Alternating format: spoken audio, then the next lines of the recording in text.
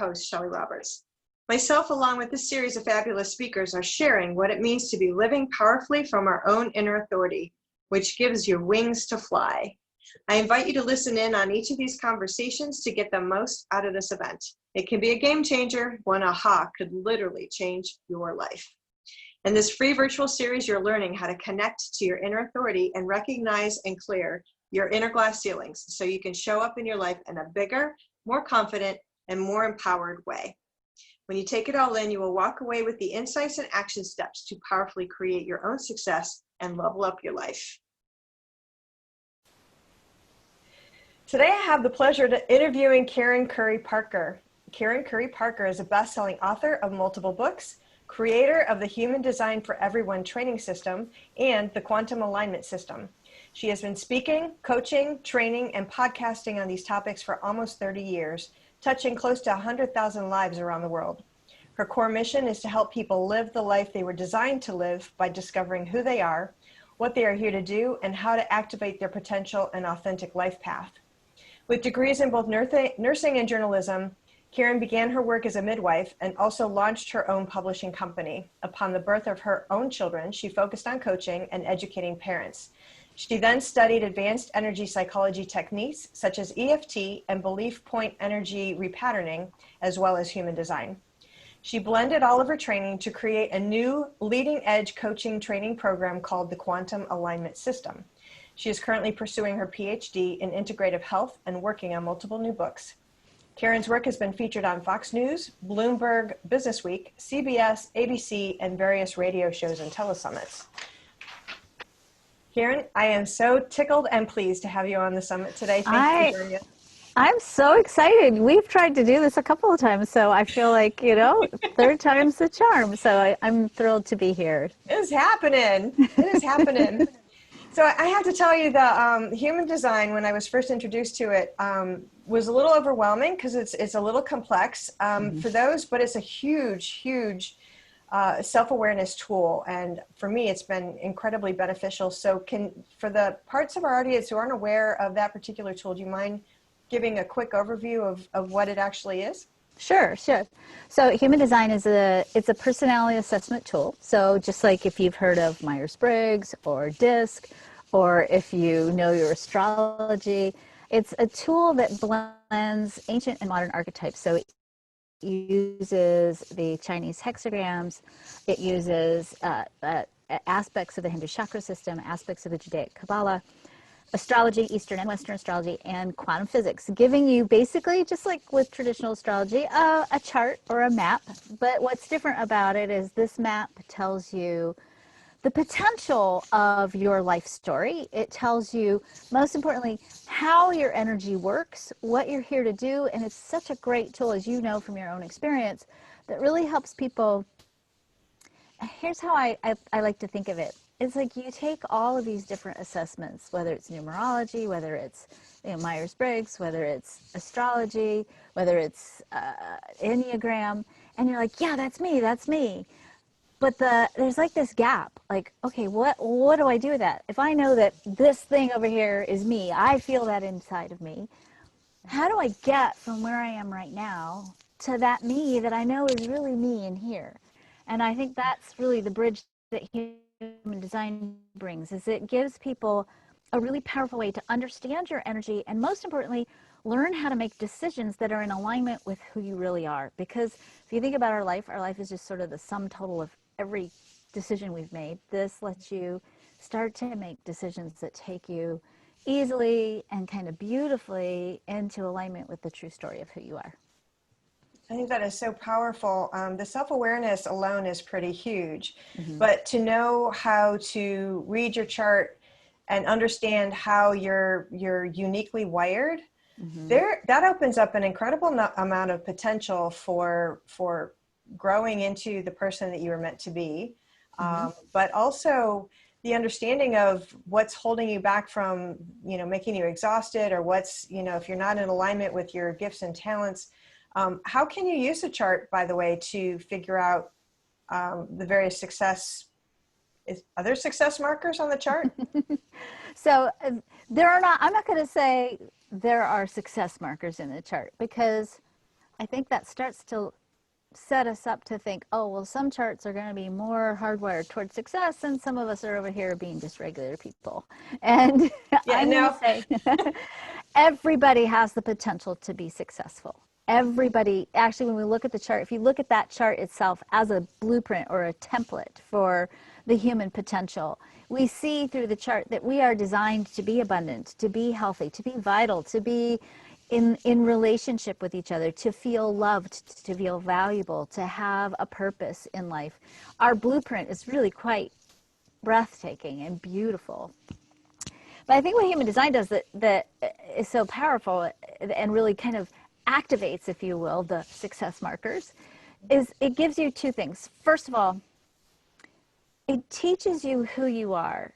And that understanding, and when I say who you are, it means not just all the wonderful, amazing superpower stuff about who you are, also tells you where sometimes you can be a jerk. Sometimes we're jerks, right? It can tell you sometimes how you can be moody. It tells you where sometimes you have little interesting quirks. Like some of us are like so deeply consistent and rhythmic that we don't do well when we get out of our routine, and we're not necessarily fun people to travel with, right? So, it tells you that kind of stuff too. And so when you start to understand, okay, this is the nature of how I am and who I am, you start to move into this place of self-acceptance, which basically the magic of that is you stop resisting yourself. You stop judging yourself. And just that alone, just going, oh, you know what? Sometimes I'm moody, and that moodiness is part of my creative essence, and I need to learn how to work with that in a constructive way, right? love When that. you learn these little bits and pieces about who you are, you start to allow yourself to really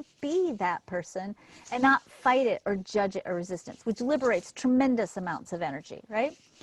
And then, of course, the second thing is it does give you a snapshot of your potential.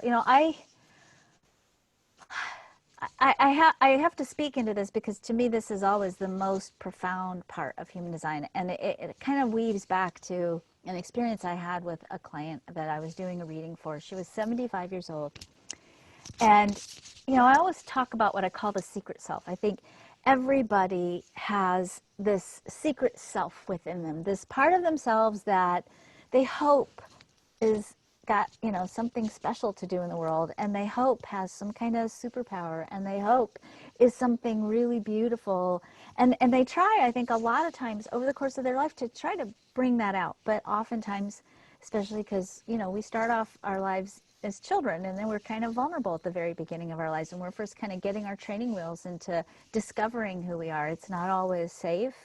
We're often really vulnerable, and oftentimes some of us by design are super sensitive, right? And we get feedback when we start to step into that, and we oftentimes learn to shut that down and to maybe put that secret self really deep inside of ourselves and hide it away. So I was doing this reading for this woman, and again, as I said, she's 75 years old, and at the end of the reading, she says to me, you really see me.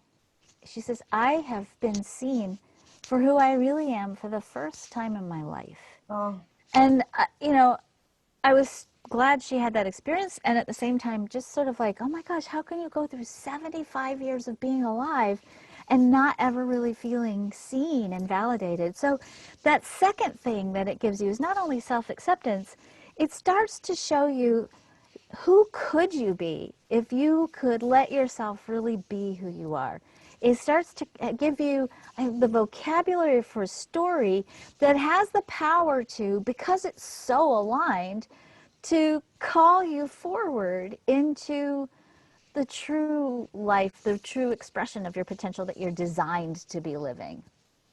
I love that. And I think the self-acceptance is the first step for people who are struggling with self-confidence, self-expression in a bigger way. That's step number one. And, getting rid of the inner critic and accepting you're just that way, and it's okay. Yeah. It's okay. Everybody is unique in their own way, and you're that way for a reason. I Yeah. love that. Yeah, totally. And I think, you also have to have that story that calls you forward, because let's face it, I'm not going to pull any punches and say, life's always effortless and easy, right? We have this whole mantra, I think, in the personal growth arena, right, where we talk about effortless and ease, effortless and ease. And the reality is life is not effortless and easy sometimes. Sometimes it really is. Sometimes there's magic, and the whole creation process is sort of lined with grease, and we can slip down that slide of synchronicity. But I did an 8-mile hike with my 11-year-old daughter, and the last switchback before we got to the top, she's like crying, "I want to go back." I'm like, "Honey, we're like just about around the corner."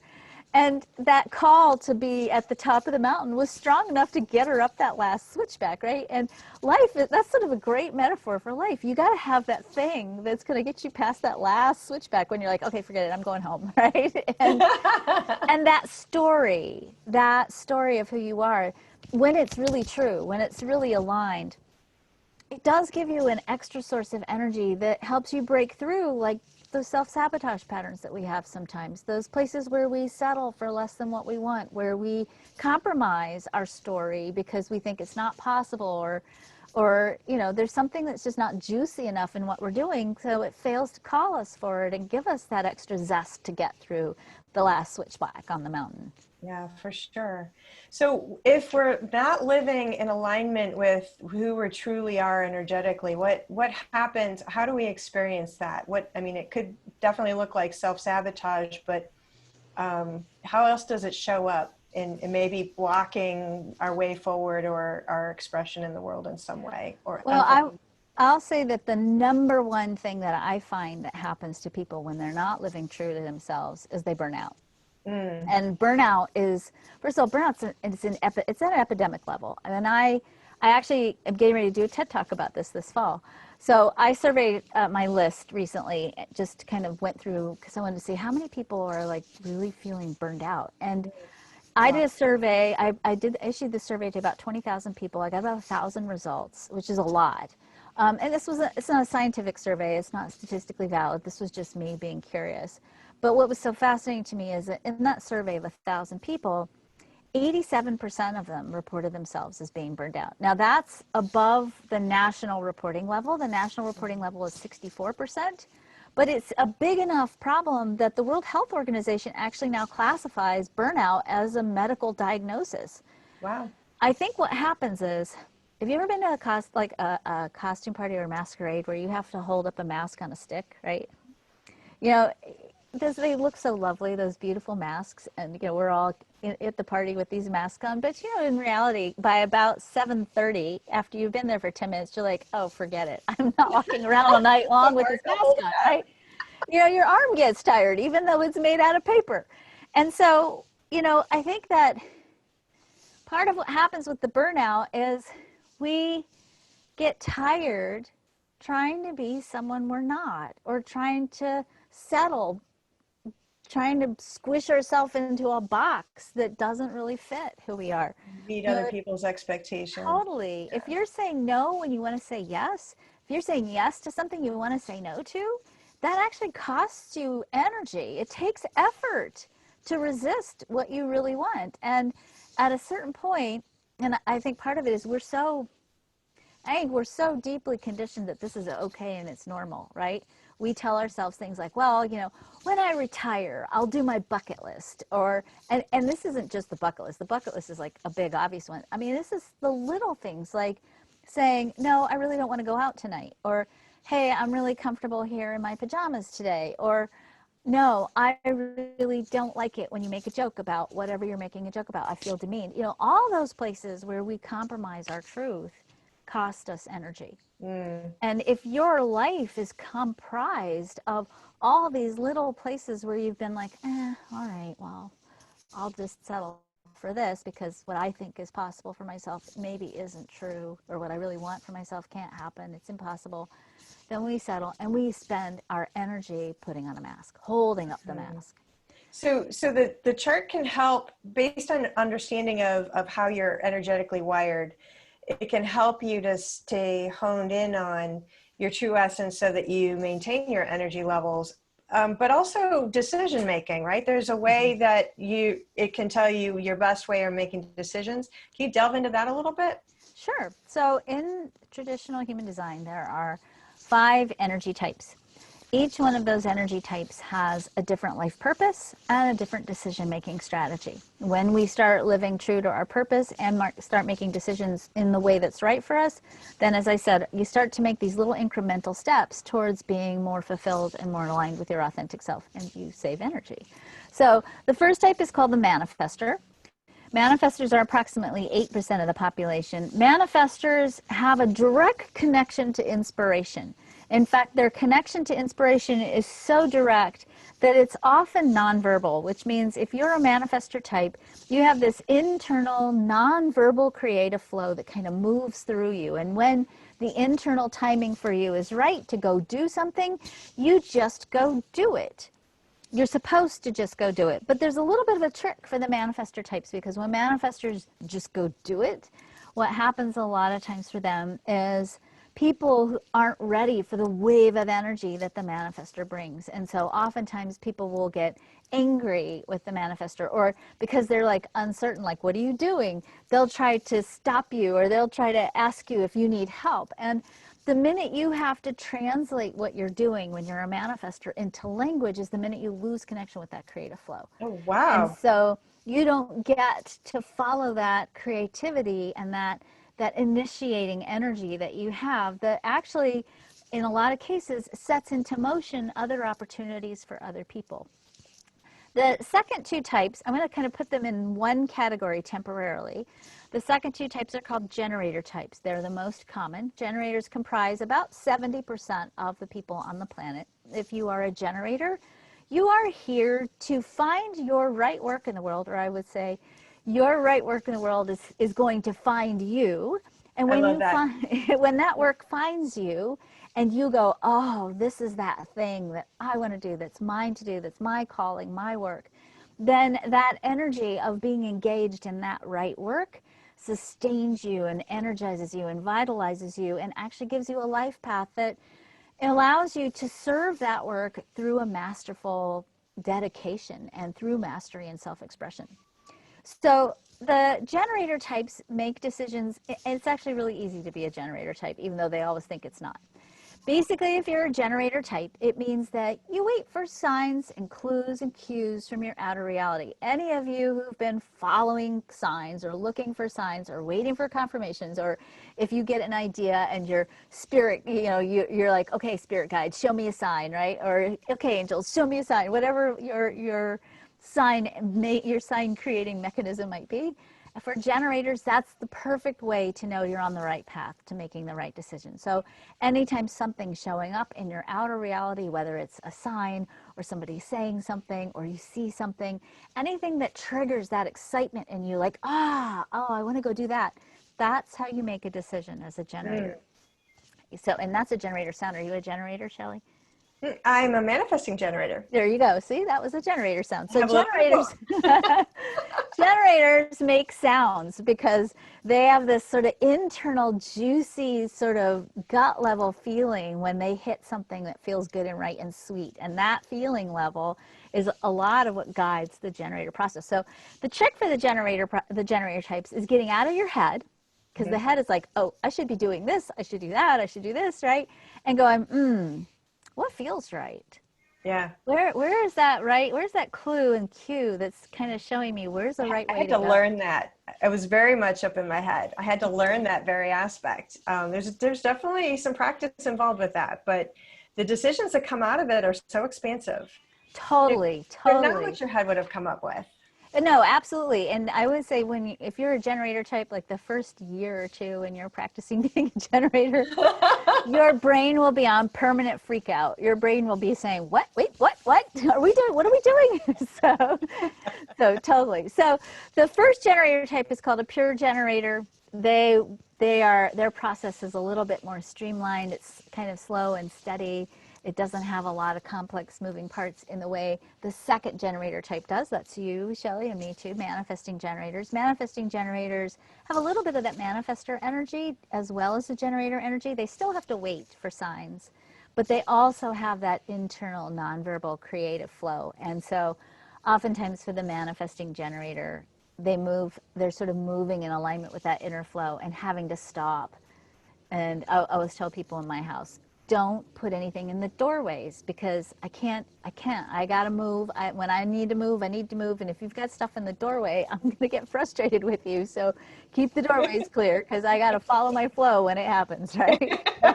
Yeah, we all do. Right, totally.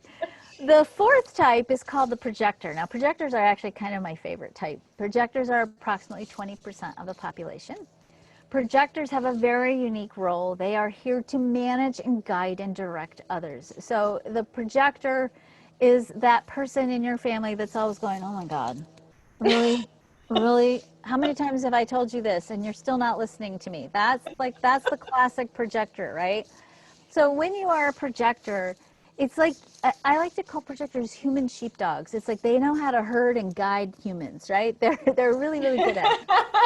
I have 8 children, and I have my youngest is a projector, and I've never raised a projector from babyhood to adulthood before. And watching her, even when she was little, like 3 years old, watching her, even in the car, like I had to lock the back windows of the car because we'd drive and pull up to stoplights and she'd roll down the windows and yell things at people like, hey, why aren't you wearing a helmet? Or, oh my gosh, you shouldn't be smoking. It's terrible for you.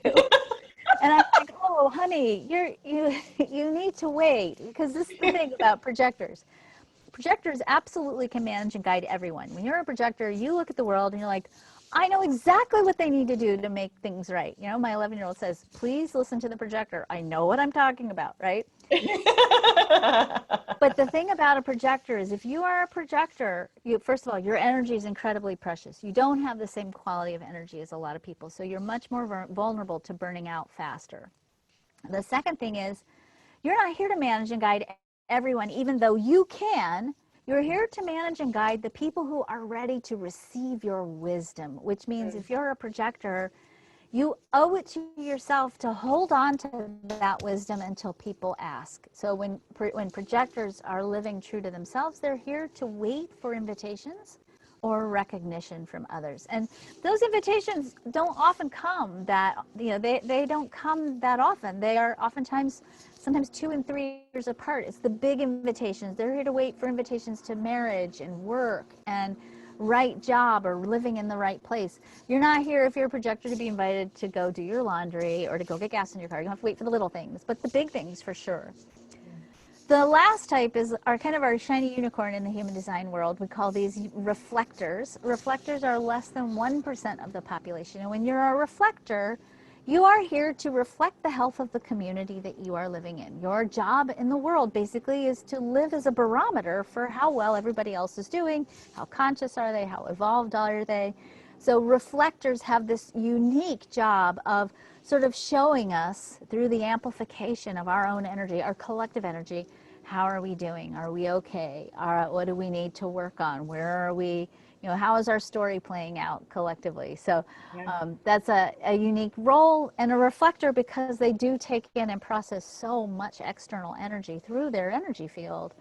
The reflector really needs time. They have to wait a full cycle of a moon, sometimes a couple cycles of a moon, to really make sure that when they make a decision, they're making a decision that's right for them and they're not reacting to the energy that they've been experiencing from the world around them. That's probably some personal training that's required or some self-awareness that's required to learn what is yours and what is not yours too, right? I think that's true for the reflector. It's also actually really true for projectors. Projector. Yeah, because projectors can be very, very vulnerable to getting sucked into other people's energies, for sure, for sure. Yeah, so in terms of breaking through the barriers that would hold us back, I'm thinking, and what I'm taking away is that by knowing your chart and your type, and how you're best aligned to your type and your energy flows, what's open and what's not, that self-awareness can help really guide you in how you show up and act in the world, how you can make decisions in the world, how you react, navigate, and navigate circumstances that arise. It just sounds incredibly powerful to be able to have that insight to yourself. Totally, totally. And of course, as you said, there's a lot of moving parts to human design. I think if you just start there with just knowing your type and your decision-making strategy, that right there gives you a huge opening into starting to see the world differently. And as you learn even more about yourself beyond type, you really do start to see, like, how do I interact with people in relationships? Where am I taking in energy from others? Where am I giving energy to others? How is that causing me to create predictable behavioral patterns that maybe I've learned to protect myself? Maybe I'm extra sensitive by design. What strategies have I cultivated to cover that up so that I'm not, constantly wincing every time I experience the energy of the world? There's so much depth there in terms of teaching you how to really stabilize your own essence as you go out into the world. And I think one of my students said it best. It's like that you learn how to go out into the world and not get hijacked by the energy of the world, so that you can stay true to your own self and not get, lost in whatever the world throws at you. That actual insight has been a game changer for me, because when I stopped living up to other people's expectations and decided to center in on what is important to me, what's in alignment for me, what is my best decision-making process in this chart, excuse me, that was a game changer for me. Excuse me. When I showed up at work, pardon me, when I showed up for work and had my own position, had my own boundaries, and was able to navigate from that place, people change the way they interact with you, truly. Yeah, totally. I mean, you don't have to be bitchy about it, but it comes from a position of strength when you are able to stand in what matters to you and what is going to be in your own best interest. And when you start to make the or the decisions from within, Yep. it's truly, it can be a game changer. Truly can. Well, it drops you, I think, for the generators especially, and this is true, it really for all types. Once you learn how you operate, you do learn to drop into this place that doesn't require you to have to explain or rationalize to anybody else why you're doing what you're doing. And I think especially as women, that's so important, because I think many of us, we're still, I mean, I'm probably your age. I'm also in my 50s, right? I'm a little bit older than you, I think. But, as women, I was never allowed to say no growing up. In fact, I was trained very nicely to say yes, yes, yes, yes, yes, yes to everything. And learning how to go, and dropping into that and getting out of this thing and then out of that rationalizing thing and really being able to go, oh, okay, this is my truth. And it's not just about me. That's the other part. And I think this was really liberating for me personally, is it wasn't just about, oh, I'm standing up for my own value, my own truth, blah, blah, blah. That was actually probably secondary, because that was harder. But when I could go, wait, there's a perfect plan. There's a cosmic plan, if you will, for how the world is supposed to work. And every single one of us is an essential piece of a cosmic plan. And that when we follow our strategy, when we live true to ourselves, we're actually not only having a better life, feeling better, feeling more energetic, loving ourselves better, we're actually fulfilling our purpose in the cosmic plan. And then if we start rationalizing and going, well, I don't really want to do this, but I'm going to do this because my mom said I should do this, or I'm feeling like guilty and obligated, or if I don't, if we start to do that and we're not in our right place, doing what we're supposed to be doing, that's part of the plan, and the plan communicates to us when we're being authentic, right? We're actually not, we're impeding the unfolding of the cosmic plan. And, for me personally, again, when I think about where we are cosmically at this moment, where we are in the evolution of this planet, the world is crying out for us all to be in our right place. We totally have the capacity, when we hit a certain state of critical mass, to be able to very easily, I believe, attract and manifest the insights and the solutions necessary to solving the challenges facing humanity today.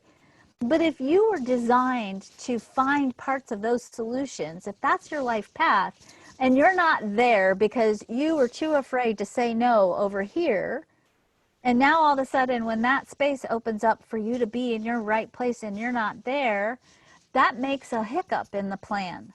And so if you can't serve your authentic self for your own sake, and many of us can't in the beginning, and that's okay. You know, we have to, a lot of us have a lot of healing we have to do around the karma of our own value and our own lovability. But if you can't do it for yourself, do it for the world. Just say, hey, you know, I'm here to serve the world with my story of who I am. And if while I'm still learning to be who I am for my own reasons, while I'm still kind of strengthening that piece, let me at least do what I need to do for the world and use that as my training wheels to growing more into expanding into the value of the story of who I am. Oh, absolutely. Absolutely. So you mentioned stepping onto your divine path. The chart helps to identify in broad parameters or broad brush what that is too? I would even say not just in broad brush, but also even in more intricate personal details, depending on your unique configuration, for sure. Wow. I mean, that's definitely one of the things that I do with when we look at, well, my students do too, when we look at charts. We look at what's your life purpose, what's your life story about, what's your soul purpose, how do we bring those two together so that you're not fighting yourself or you're not fighting your human story and you're living in a really aligned and meaningful way. You're following that path so that you can fulfill your purpose.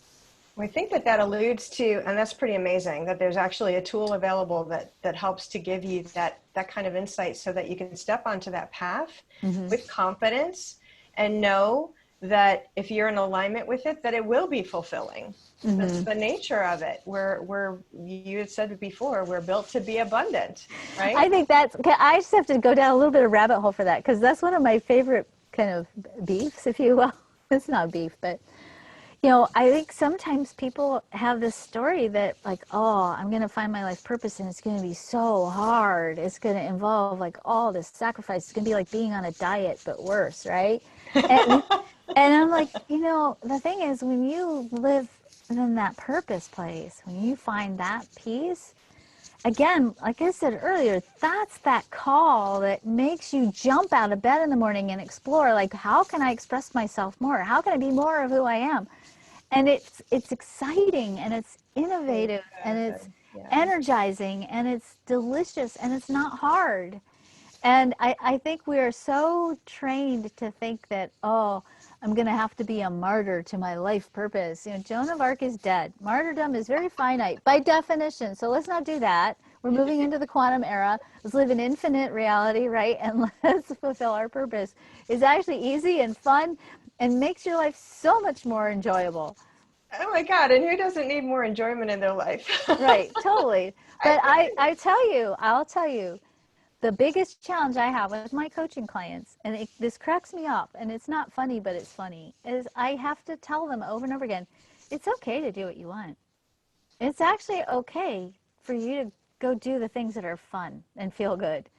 And I think there's something in the way we're trained that says, oh, I'll have my fun later after I get my work done.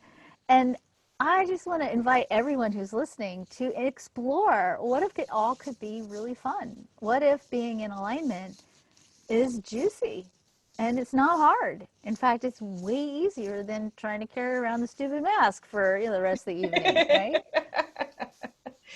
Oh my God, and it could be so much more fulfilling and so much more enjoyable. And think about all the days that you would have when you jump out of the bed in the morning and are excited to face the day. How many of those days do we have anymore? The coffee industry would just be toast, right? We wouldn't need it. Sorry, Starbucks.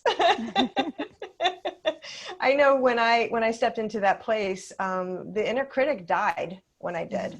I mean, literally when that acceptance opened up, the inner critic left the building. There was no more, because that, I mean, you just know. Yeah. At that point, you just know. Yeah. You just know. Yeah, that is so powerful. So we're actually almost out of time. I could talk to you about this subject, I think, all day. I do want to make sure that we touch base on your free gift. So let's see. You are offering the Quantum Design ebook and free human design chart. So definitely get the free human design chart because that is a game changer. What is the ebook? So, in the traditional way that human design is taught, it talks a lot about the qualities of the archetypes in human design in a way that is not as empowering because it speaks to where you're holding yourself back, not to where you're calling yourself forward. So, over the last few years, I've rewritten all of the language in the human design system, and I call it quantum human design. So, this booklet is going to walk you through really empowered ways to explore the archetypes from human design and gives you kind of a really powerful way to craft a narrative. It actually gives you a storytelling format. So you can craft a narrative that's really going to begin to inspire you to look at what am I here to do? Who am I really? And how can I start living true to that story? So it's an amped up higher frequency. It's actually part of what I'm doing with my research and my PhD is looking at the power of language to change our gene regulation. And so this whole book is about deliberately crafted high frequency language that begins to give you a template for building a better story about who you are. I love that.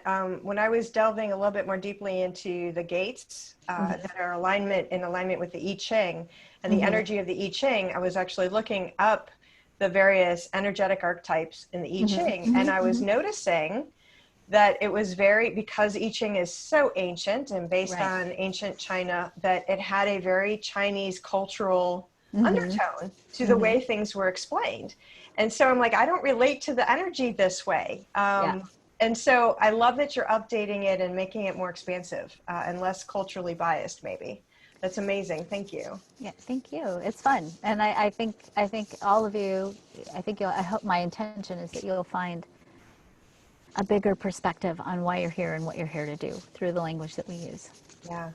Yes. An amazing tool, everyone. I highly recommend getting your chart at a minimum, checking out the ebook to help explain the energy aspects of it for sure and the language.